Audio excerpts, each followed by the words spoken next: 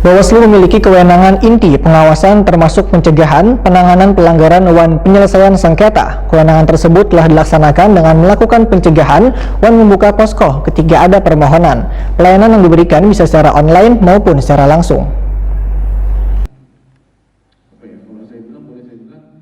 Bawaslu memiliki kewenangan inti pengawasan termasuk pencegahan, penanganan pelanggaran dan penyelesaian sengketa. Kewenangan tersebut telah dilaksanakan dengan melakukan pencegahan dan membuka posko ketika ada permohonan. Pelayanan yang diberikan bisa secara online maupun secara langsung. Demikian diperintahkan Koordinator Divisi Penyelesaian Sengketa Bawaslu Kalimantan Selatan, Aris Mardiono Takuni Prima TV, di sela-sela seminar penyelesaian sengketa sebagai upaya mencari keadilan dalam pemilihan kepala daerah 2020 di Hotel Garden Tulip, Jalan Ayanipa 2,5 Banjarmasin Tengah, besokan Rabu 23 Desember 2020. Menurut Aris Mardiono, dalam Pilkada 2015 ada gugatan di Kota Baru karena calonnya sudah dinyatakan TMS oleh KPU, namun kasusnya dihidupkan kembali oleh Bawaslu melalui proses musyawarah karena ada fakta-fakta yang bisa diverifikasi ulang yang akhirnya bisa menjadi paslon. Bahkan paslonnya yaitu Said Japar Wan Burhanuddin terpilih menjadi Bupati dan Wakil Bupati Kota Baru. Begitu juga pemilihan Gubernur dan Wakil Gubernur tahun 2015, ujar Aris Mardiono, ada timbul sengketa tapi permohonannya ditolak. Sedangkan di Pilkada tahun 2020 ini, untuk Pilgub Kadada sengketa hanya satu sengketa yang terjadi di Kabupaten Hulu Sungai Tengah. Berkaitan kesiapan Bawaslu Kalimantan Selatan yang berkaitan dengan adanya gugatan paslon nomor urut 2 di Pilgub Kalsel tahun 2020 ini, ujar Aris Mardiono, di masa-masa konstitusi Bawaslu posisinya sebagai pihak pemberi keterangan, berbeda dengan KPU sebagai pihak tergugat.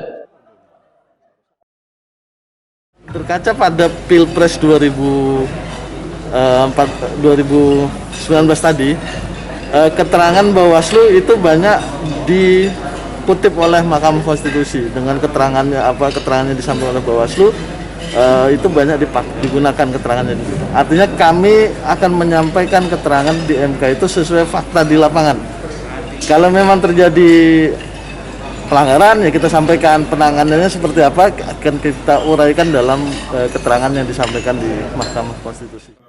Direktur Lembaga Pendidikan Lanjutan Ilmu Hukum UI, Junaidi Sabih, menyambut baik adanya seminar ini karena banyak memberikan masukan terkait memperbaharui peraturan Bawaslu terkait adanya permohonan gugatan yang diajukan ke MK, namun sebelumnya sudah dibuktikan di Bawaslu ditolak. Menurut Junaidi Sabih, harus dilihat penolakan yang dilakukan oleh Bawaslu tersebut atau bahan gugatan tersebut bentuk daripada dalil yang mau diajukan.